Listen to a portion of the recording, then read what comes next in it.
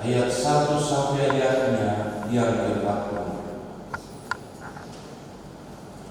Dan sebelum kita mendengarkan bagian firman itu, kita akan berdoa secara bersama-sama. Mari kita berdoa.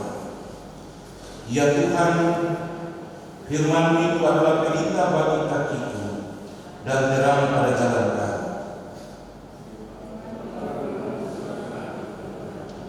Ya Roh Kudus, baharulah pengertian umat-Mu.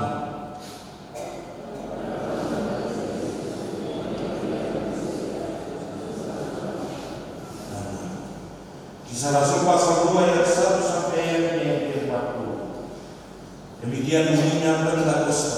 Ketika tiba hari Pentakosta, semua orang percaya berkumpul di situ di satu tempat. Tiba-tiba turunlah dari langit suatu bunyi seperti tiupan angin keras yang memenuhi seluruh rumah di mana mereka duduk, dan tampaklah kepada mereka lidah seperti nyala api yang terbakar dan hinggap kepada mereka masing-masing. Maka penuhlah mereka dengan Roh Kudus, lalu mereka mulai berkata-kata dalam bahasa-bahasa lain seperti yang diberikan oleh Roh itu kepada mereka untuk mengatakannya. Waktu itu di Yerusalem diam orang-orang Yahudi yang saleh dari segala bangsa di bawah kolong langit. Ketika turun bunyi itu, berkerumunlah orang banyak. Mereka bingung karena mereka masing-masing mendengar rasul-rasul itu berkata-kata dalam bahasa mereka sendiri. Mereka semua tercengang-cengang dan heran lalu berkata, bukankah mereka semua yang berkata itu orang Galilea? Bagaimana mungkin kita masing-masing mendengar mereka berkata-kata dalam bahasa kita sendiri, yaitu bahasa yang kita pakai di negeri asal kita? Kita orang Partia, Media dalam penduduk Mesopotamia, Yudea dan Kapadokia, Pontus dan Asia, Frigia dan Pamfilia, Mesir dan daerah-daerah Libya yang berdekatan dengan Kirene, pendatang-pendatang dari Roma, baik orang Yahudi maupun penganut agama Yahudi, orang Kreta dan orang Arab. Kita mendengar mereka berkata-kata dalam bahasa kita sendiri tentang perbuatan-perbuatan besar yang dilakukan Allah. Mereka semuanya tercengang-cengang dan sangat termangu-mangu sambil berkata seorang kepada yang lain, apakah artinya ini? Tetapi orang lain menyindir mereka sedang mabuk oleh angin panas. Khotbah Petrus. Maka bangkitlah Petrus berdiri dengan ke-11 murid itu, dan dengan suaranya dia berkata kepada mereka, hai kamu orang Yahudi dan kamu semua yang tinggal di Yerusalem, ketahuilah dan camkanlah perkataanku ini. Orang-orang ini tidak mabuk seperti yang kamu sangka, karena hari baru pukul 9. Tetapi itulah yang difirmankan Allah dengan perantaraan Nabi Yoel akan terjadi pada hari yang terakhir. Demikianlah firman Allah, bahwa Aku akan mencurahkan Rohku di atas semua manusia. Maka anak-anakmu laki-laki dan perempuan akan bernubuat, dan teruna-terunamu akan mendapat penglihatan-penglihatan, dan orang-orang yang tua akan mendapat mimpi. Juga di atas hamba-hambaku laki-laki dan perempuan akan kucurahkan Rohku pada hari-hariku, dan mereka akan bernubuat. Dan Aku akan mengadakan mujizat-mujizat di langit dan tanda-tanda di bawah, di bumi, darah dan api dan gumpalan-gumpalan asap. Matahari akan berubah menjadi gelap gulita dan bulan menjadi darah sebelum tangannya datangnya hari yang besar dan mulia. Dan barang siapa yang berseru kepada nama Tuhan akan diselamatkan. Hai orang-orang Israel, dengarlah perkataan ini. Yang aku maksudkan ialah Yesus dari Nazaret, seorang yang telah ditentukan Allah dan yang diletakkan kepadamu dengan kekuatan-kekuatan dan mujizat-mujizat dan tanda-tanda yang dilakukan oleh Allah dengan perantaraan Dia di tengah-tengah kami. Seperti yang kamu tahu, Dia yang diserahkan Allah menurut maksud dan rencananya telah kamu selipkan dan kamu bunuh oleh tangan bangsa Tuhan. Tetapi Allah membangkitkan Dia dengan melepaskan Dia dari sengsara maut, karena tidak mungkin Dia tetap berada dalam kuasa maut itu. Sebab Daud berkata tentang Dia, "Aku senantiasa memandang kepada Tuhan, karena Ia berdiri di sebelah kananku, aku tidak goyah. Sebab itu hatiku bersuka cita dan jiwaku bersorak-sorak. Bahkan tubuhku akan diam dengan tentram. Sebab Engkau tidak menyerahkan aku kepada dunia orang mati, dan tidak membiarkan orang kudus-Mu melihat kebinasaan. Engkau memberitahukan kepadaku jalan kehidupan. Engkau akan melimpahi aku dengan sukacita di hadapan-Mu." Saudara-saudara, aku boleh berkata-kata dengan terus terang kepadamu tentang Daud, bapa bangsa kita. Ia telah mati dan dikubur, dan kuburnya masih ada pada kita sampai hari ini. Tetapi ia adalah seorang nabi, dan ia tahu bahwa Allah telah berjanji kepadanya dengan mengangkat sumpah bahwa ia akan menundukkan seorang dari keturunan Daud sendiri di atas tahtanya. Karena itu ia telah melihat ke depan dan telah berbicara tentang kebangkitan Mesias, ketika ia mengatakan bahwa ia tidak ditinggalkan di dalam dunia orang mati, dan bahwa dagingnya tidak mengalami kebinasaan. Yesus inilah yang dibangkitkan Allah, dan tentang hal itu kami semua adalah saksi. Dan sesudah Ia ditinggikan oleh tangan kanan Allah dan menerima Roh Kudus yang dijanjikan, maka dicerahkannya apa yang kamu lihat dan dengar di sini. Sebab bukan Daud yang naik ke surga, malahan Daud sendiri berkata, "Tuhan telah berfirman kepada Tuanku, duduklah di sebelah kananku, sampai membuat musuh-musuhmu menjadi tumpuan kakimu." Jadi seluruh kaum Israel harus tahu dengan pasti bahwa Allah telah membuat Yesus yang kamu salibkan menjadi Tuhan dan Kristus. Ketika mereka mendengar hal itu, hati mereka sangat terharu. Lalu mereka bertanya kepada Petrus dan rasul-rasul yang lain, "Apakah yang harus kami perbuat, saudara-saudara?" Jawab Petrus kepada mereka, "Bertobatlah dan hendaklah kamu masing-masing memberi dirimu dibaptis dalam nama Yesus Kristus untuk pengampunan dosa, maka kamu akan menerima karunia Roh Kudus. Sebab bagi kamu lajang itu, dan bagi anak-anakmu, dan bagi orang yang masih jauh, yaitu sebanyak yang akan dipanggil oleh Tuhan Allah kita, dan dengan banyak perkataan lain lagi Ia memberi suatu kesaksian yang sungguh-sungguh, dan Ia mengecam dan menasihati mereka, katanya, "Berilah dirimu diselamatkan dari angkatan yang jahat." Demikian firman Tuhan, yang berbahagia kita semua yang mendengar. Haleluya, haleluya, haleluya.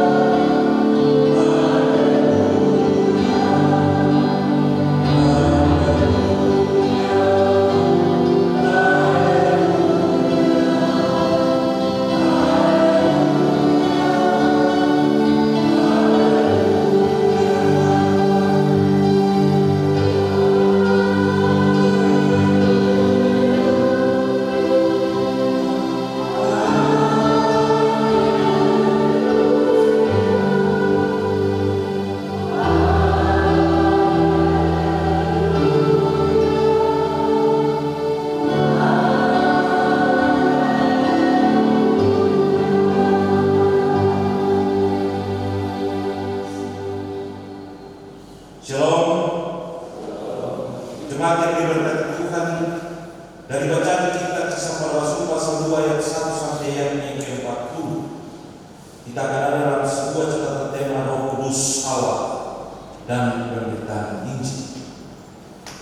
Bagian ini merupakan sebuah proses janji, sebuah hal yang dijanjikan oleh Yesus kepada para murid untuk tidak meninggalkan Yerusalem ketika ia terangkat ke surga.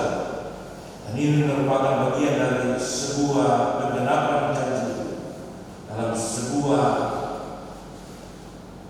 pelaksanaan pencurahan Roh Kudus yang dilakukan oleh Kristus, oleh Allah di tengah-tengah para murid, di mana Roh itu ada dan hadir di tengah-tengah para murid dan membuat banyak orang merasa tercengang, banyak orang merasa heran, dan sampai membuat pernyataan-pernyataan bahwa para murid itu ada dalam sebuah situasi dan kondisi mabuk karena terjadi peristiwa itu.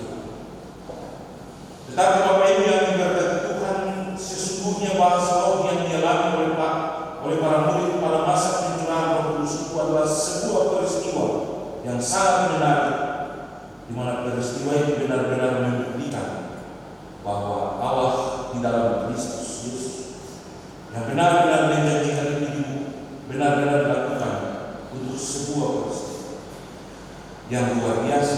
Tentu Tuhan, Bapak Ibu saudara-saudara, Tuhan memberikan Roh Kudus dengan sebuah maksud dan sebuah hal yang sangat penting bagi para murid, tetapi juga dalam perkembangan pelayanan pemberitaan Injil, bahwa murid-murid benar-benar akan memulai sebuah babak baru dalam sebuah tanggung jawab yang dikerjakan di tengah-tengah tanggung jawab itu.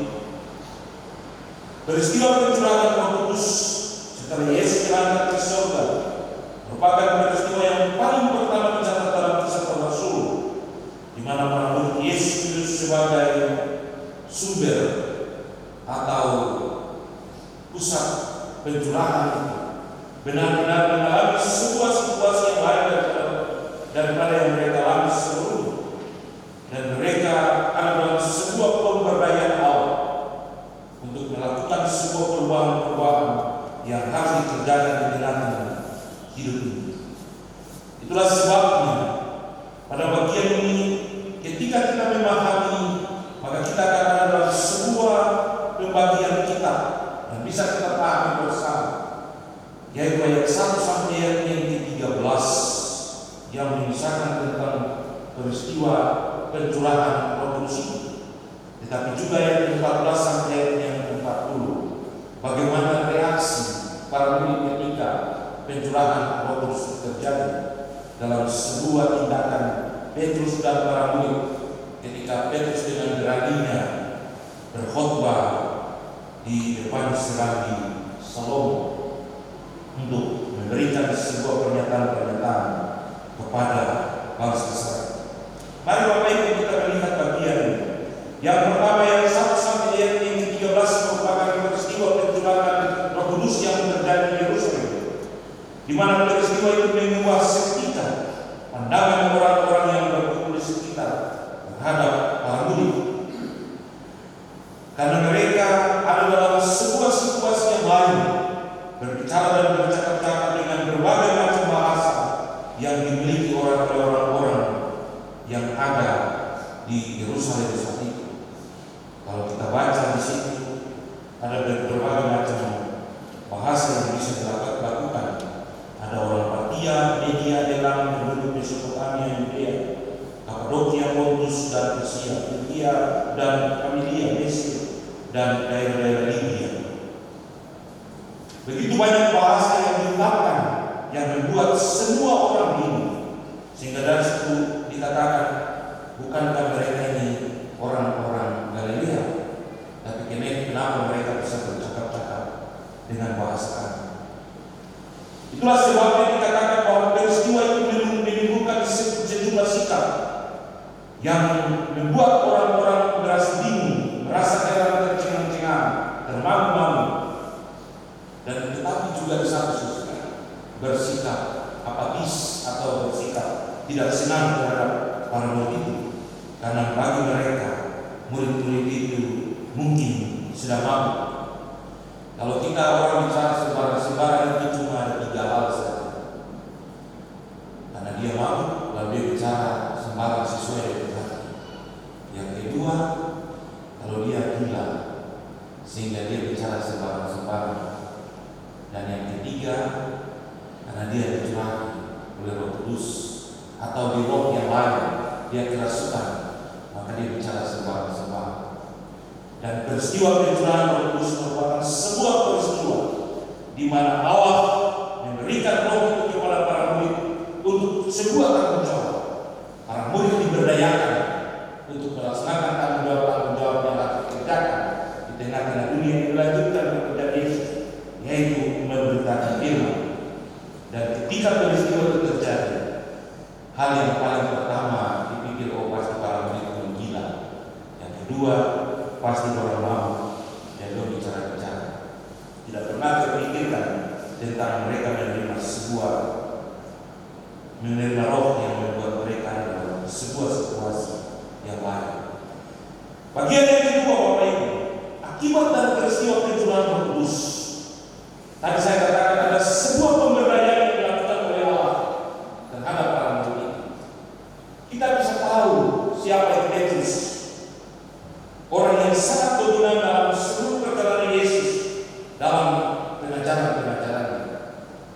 Tapi Petrus memiliki sebuah sikap yang sangat fatal ketika ia berjalan dan mendampingi Yesus dalam tanggung jawab itu. Ia memainkan perannya, tapi pada akhirnya ia menyangkal dan tidak mau mengakui Yesus adalah bagian daripada dirinya. Ia menangis dan ia berlecut, dan itulah karakter Petrus dalam situasi dalam perubahan situasi yang ada pada dirinya. Namun pencurahan Roh Kudus melakukan sebuah perubahan yang luar biasa pada Petrus. Dengan berani ia berdiri lalu mulai berkhotbah. Tadinya ia tidak bisa berbuat apa-apa dan tidak bisa membuat sebuah keputusan yang luar biasa. Tapi pencurahan Roh Kudus membuat dia berani, bangkit dan berbicara, bahkan lebih luar biasa, karena dia menyinggung tentang ajaran-ajaran yang baik bukan dari radio, tetapi juga dari Daud. Sebuah peristiwa perubahan yang terjadi pada Petrus melukiskan bahwa Allah dalam Yesus yang benar-benar memberikan Roh Kudus itu menyatakan kuasanya kepada para murid, tapi juga kepada banyak orang di Yerusalem, di mana peran Roh Kudus merupakan sebuah hal yang menentukan proses keberlangsungan pemerintahan hidup di tengah-tengah hidup. Dengan berani, Petrus dia mendapat orang-orang Israel, dia yang diutus Allah telah akan disulibkan, tetapi dia sendiri telah bangkit dari dunia orang mati. Dia tidak berkuasa atas maut itu, dia tidak dikuasai oleh maut itu, tapi dia telah melepaskan diri dari maut itu, dan dia telah menjadi penyelamat bagi semua. Itulah sebabnya dikatakan dalam bagian yang tegas Petrus bilang, hendaklah kamu bertobat dan harus dibaptis dengan nama Yesus Kristus. Bapak Ibu yang diberkati Tuhan, ternyata peristiwa Roh Kudus itu mengalami sebuah perubahan yang luar biasa bagi para murid, dan sebuah keberanian dan sebuah hal yang dilakukan dengan luar biasa oleh para murid. Hari ini kita benar-benar ada sebuah peribadatan Pentakosta di mana pencurahan Roh Kudus itu benar-benar terjadi. Beberapa peristiwa telah kita lewati, dari kesengsaraan, kematian, kebangkitan, minggu-minggu penampakan, sampai hari ini, sampai Yesus berangkat ke surga, dan hari ini kita ada pada peristiwa keturunan Roh Kudus. Keturunan Roh Kudus benar-benar membawa sebuah perubahan. Allah mau memberdayakan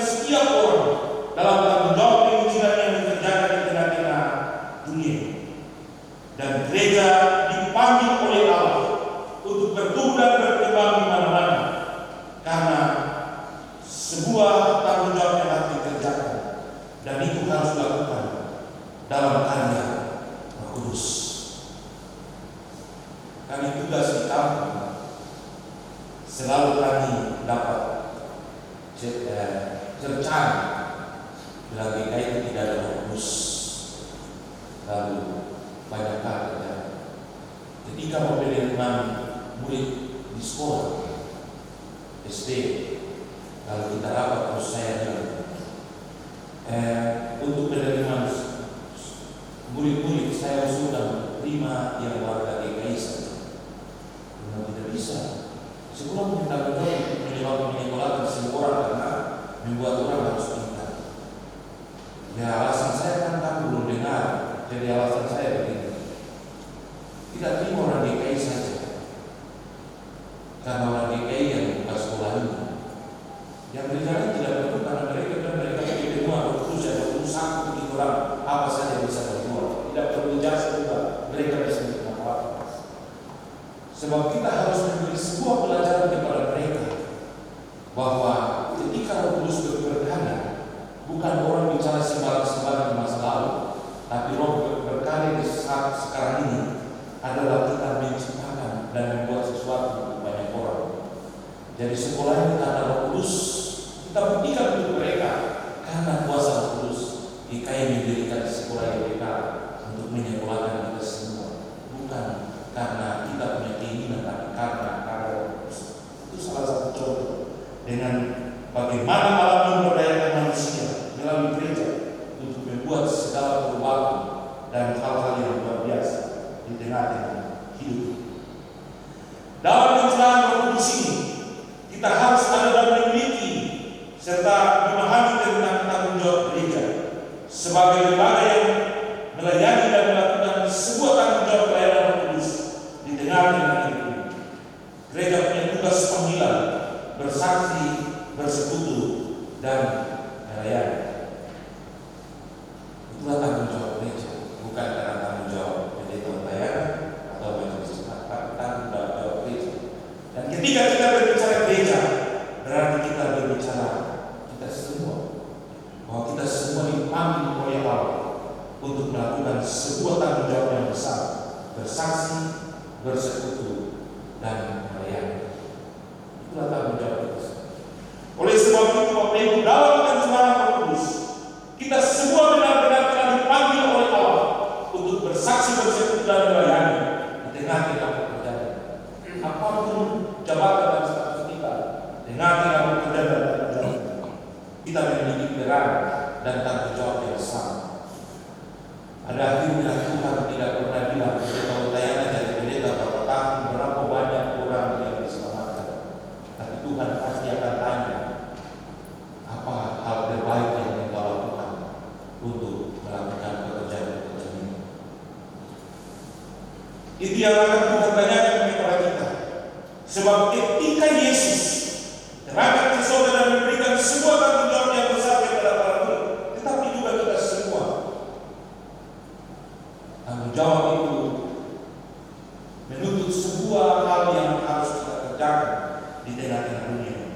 Pergilah, jadikanlah sebuah bangsa muridku dan baptiskanlah mereka dalam nama Bapa, Anak, dan Roh Kudus. Ajar mereka melakukan segala sesuatu yang diperintahkan kepadamu. Ketahuilah, aku menyertai kamu senantiasa sampai akhir zaman. Itu perintah Yesus, di mana kita diberdayakan olehnya untuk melakukan pekerjaan dan tanggung jawab itu. Kadang-kadang kita tidak pernah menyadari bahwa ketika kita membaptiskan orang saja, itu ada beberapa hal yang mendukung semua itu.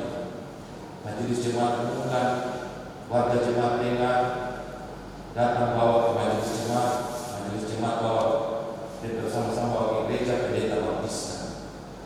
Tapi selalu bilang, pendeta ini sama punya anak ini, anak yang saya baptiskan itu. Sebenarnya pendeta adalah orang yang kita semua baptiskan dia, karena kita semua bagian dari proses ini.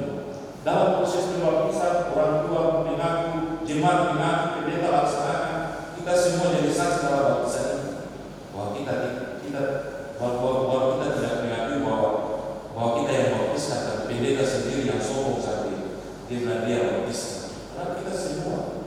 Dan itulah secara tidak langsung kita selalu dalam melaksanakan tanggung jawab bersatu, bersekutu, bersaksi dan melayani tengah-tengah tanggung jawab itu.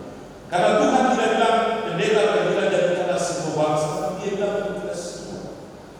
Tanggung jawab kita untuk menyampaikan dan memberikan informasi tentang sebuah prosedur baptisan saja merupakan sebuah hal yang telah kita kerjakan untuk pekerjaan ketawaran. Dan di malam saya buka informasi DKI Tanah Papua. Lalu ketua basis AIFA dia bawa jemaat Amin Abraham pulang ke kampungnya ketika peristiwa Maida itu bergejolak. Ada jembatan gantung sudah putus tali sebelah dan dia sudah diri. Lalu orang beraya-beraya menyeberang kali Usai. Lalu ada pernyataan bahwa sebuah tanggung jawab besar yang dilakukan oleh hamba-hamba. Jadi ketika saya jawab itu cuma satu dan terkecil dengan kesulitan AIFA. Dan kalau bicara AIFA, maka kita harus memiliki tanggung jawab yang besar untuk seluruh proses itu. Karena saya berjibaku dan jatuh bangun di tengah pelayanan.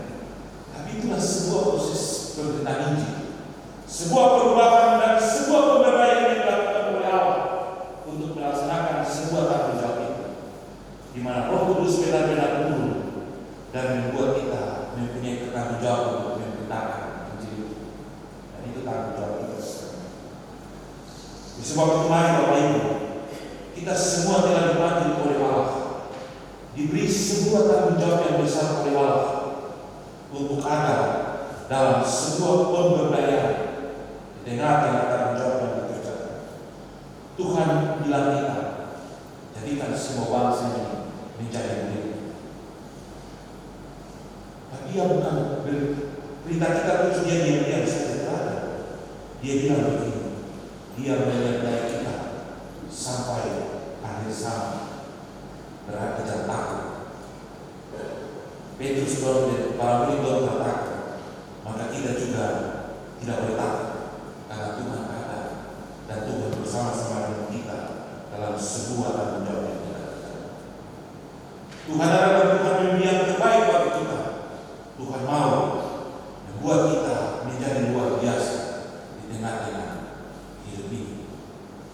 Kalau minggu kemarin kita dengar firman di mana bagian yang dikatakan kita yang dahulu adalah musuh Allah, tapi sekarang dikasihi oleh. Apalagi yang hari ini juga diberikan Roh Kudus untuk kita. Maka Roh Kudus itu akan membuat kita melakukan hal-hal yang baik dan luar biasa di tengah-tengah hidup ini. Tuhan memberkati kita.